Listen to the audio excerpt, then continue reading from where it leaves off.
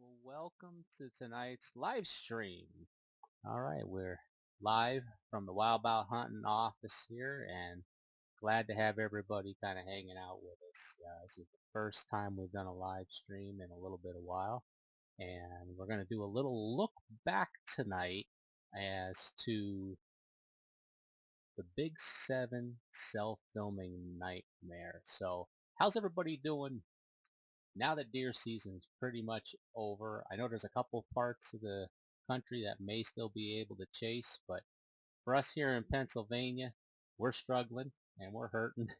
We really want to be out there hunting deer, but it's done for the season. But it doesn't mean that we're done getting ready for deer season. If you saw the video I shared on the Bout Huntin YouTube channel last night, or not last night, but Sunday night, we're already thinking about the food plots, getting ready for our planning with our frost seeding with the killer food plots for this coming spring, and pulled some tree stands. So I'll be doing another video and showing you guys how that all goes with when I do my inventory and uh, what I do to check over my stands and make sure they're ready and safe for the fall.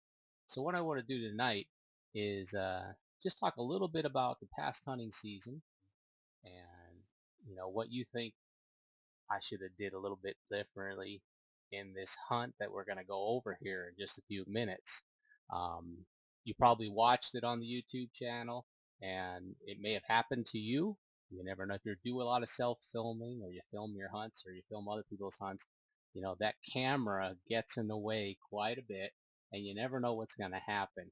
It just adds another element of challenge and difficulty trying to kill a deer, let alone with a bow, but rifle or anything for that matter. So let's dive right into it. So this past season, I can't say enough, David and I had a great, pretty much archery season for that matter. We both were able to tag some really great buck. I got the big 7. David got the nice 8-point that he shot with the crossbow. Um, I got a big doe in Pennsylvania shortly after I shot the big 7.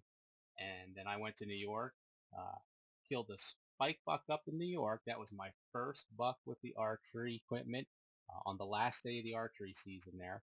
And then the very next morning, yeah, the very next morning, I was sitting with my buddy Daryl, and we doubled up on some really big doe. Had a wonderful hunt. Just a lot of fun going up to New York with the cabin. But I thought tonight we take a little bit of look. This past archery, I focused on my farm, didn't really put a lot of pressure into it, but we had a lot of buck on camera, about 3 good bucks that were shooters.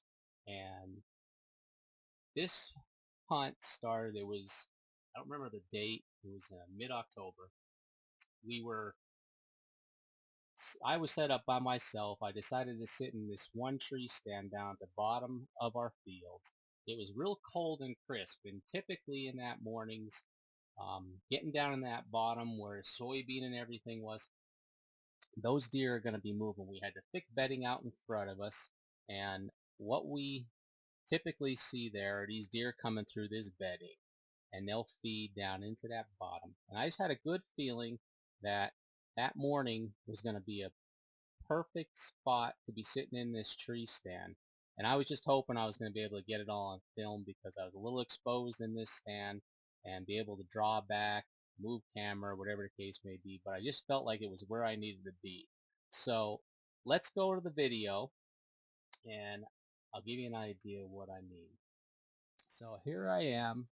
I'm set up in this tree stand and it's just breaking daylight. You can see the soybean out there in their field. We've got this thick, lots of cover out to my right.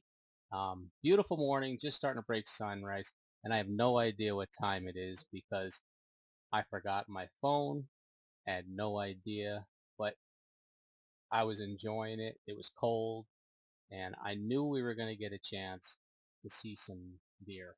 So back to it. I'm going to move the video ahead here while we're talking. So what I'm thinking is these deer are going to be out in this bedding, which is out in front of me. And I'm just hoping something's going to stand up and start giving me a chance to get an idea of what it might be. Um, it was a slow morning up to this point, but it got the action picked up pretty quick. So let me share that. Right now I'm glassing and I definitely see something out in that tall grass field.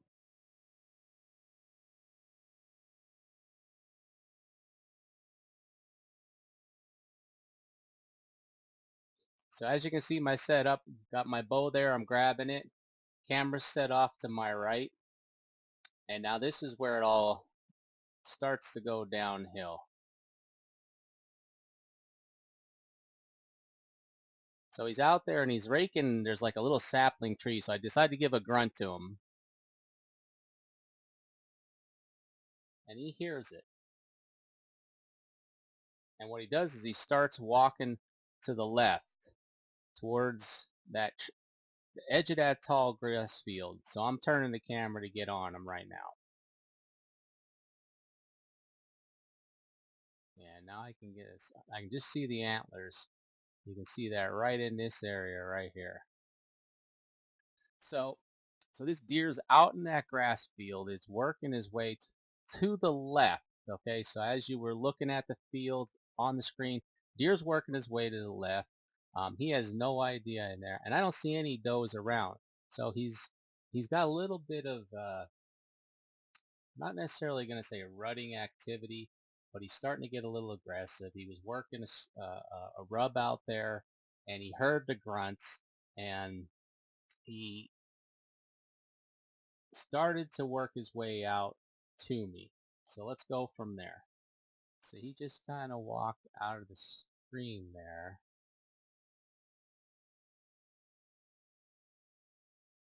And here he comes back. You'll see him come into the screen here in just a second.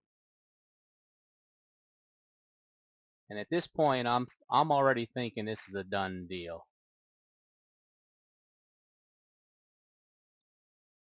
You know how you get when you get the hopes up. You're thinking this is good to go. He's going for a ride in the truck. Alright, so we're going to stop it there a second and give you an idea of what exactly I'm starting to see here. This deer's out in front of me, and he's starting to work his way right into the patch of woods where I'm sitting.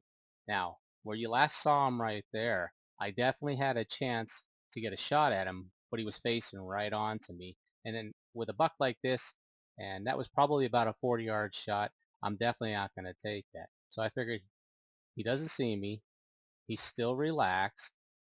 He's going to come into the field, into the woods there.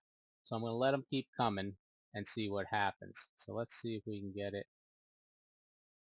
We'll show you, this is him getting ready to come right into that field, or into the woods.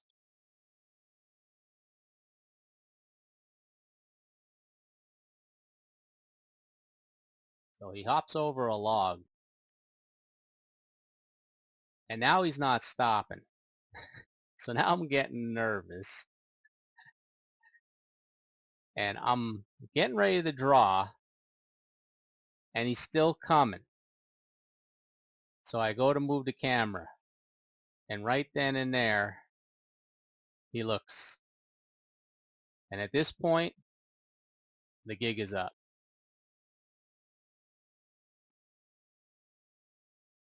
And the worst thing that can happen to any archery hunter during season when he's got a deer at 14 yards is that right there.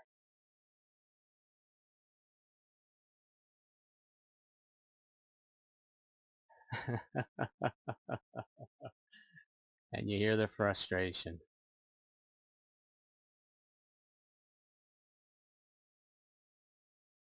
Now the funny part about this is the deer ran off out into that big grassy field that I was looking at, and he pretty much stood there for a little bit, And I grunted at him some, and he didn't get spooked, but he just didn't know what was up. He saw this ugly guy sitting in the tree, and he's like, what's this guy doing? He's got a camera, he's filming me. I don't want to see him.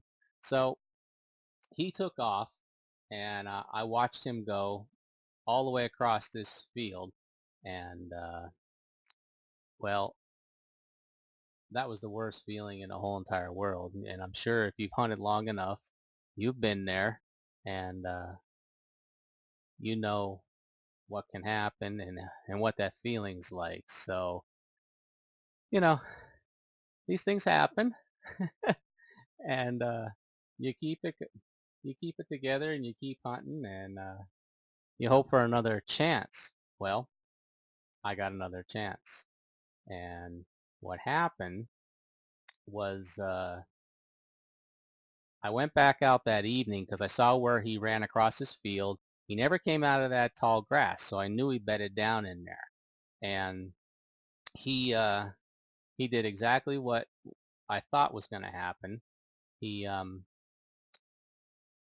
he got up. I went to another field, completely across, about 600 yards from where I was set up that evening. And he came out of that bedding, stood in this small patch of woods, and just kept hanging out, feeding in there. And then two smaller bucks came out, and that later that evening started to walk their way towards me. I actually had two doe that I never was able to get on camera, and I was having all problems with the camera. It was floating, swinging on its own. I was ready to toss everything out of the tree. If you've ever filmed or had somebody film, I was ready to toss it out of the tree. And I looked up in the field, and here he is. He's coming, and I'm thinking, well, this is going to be a done deal. And, well, let's go watch the video here as soon as I can share it with you, because it definitely wasn't a done deal.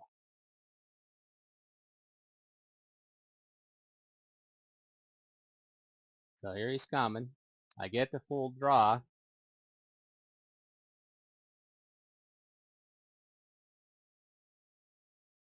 And as you can hear, he runs off, and I shoot right over him.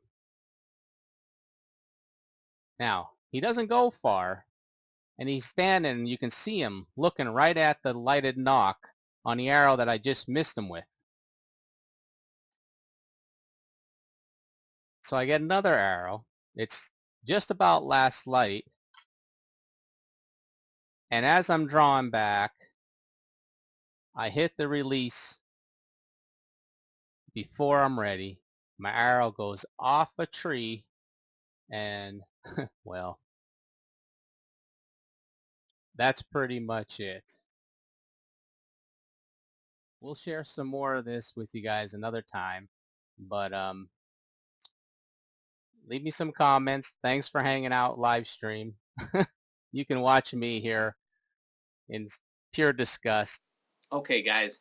Well, thanks for hanging out on the re-air of the live stream from a couple nights ago, where I took a look back at the Big 7 debacle, the first night, actually the first entire day, where I had the morning and the evening encounter with him. Missed him terribly, and kind of tried to walk you through that. But I apologize for some of the audio and some of the cut out there at the end.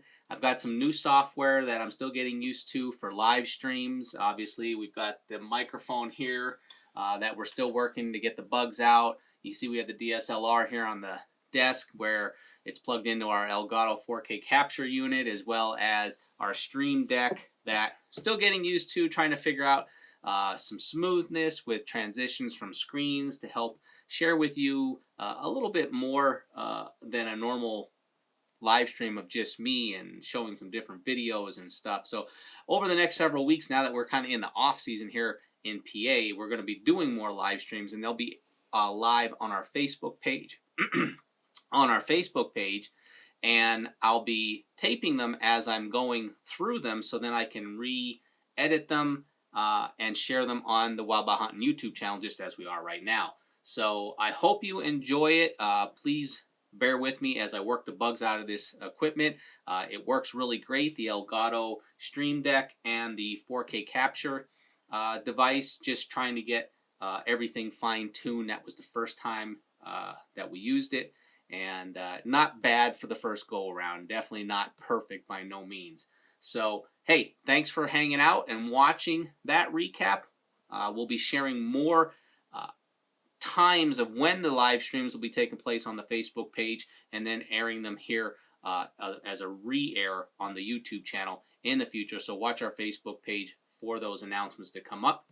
I'm going to get to finishing what I got to do here, and we've got some hunts that we'll be sharing with you predator-wise coming up. David and I participated in Aristi's Fire Company coyote and fox hunt. It was like 3.5 days. The action was not really great, but we did get into some stuff, and we're going to share that with you here in the next couple of videos. And we're going to get back out after them again. So we got food plot stuff to share with you. I'm going to go back over how I kind of do some maintenance, after the season maintenance on the stands that I pulled. So don't forget about those videos coming up. And share with us in the comments anything else that you'd like to see. Give us a like and let us know how you're enjoying the videos we're sharing here on the Wild Bout Huntin YouTube channel. So guys, I'm going to get back to work. Until next time, I'll see you later.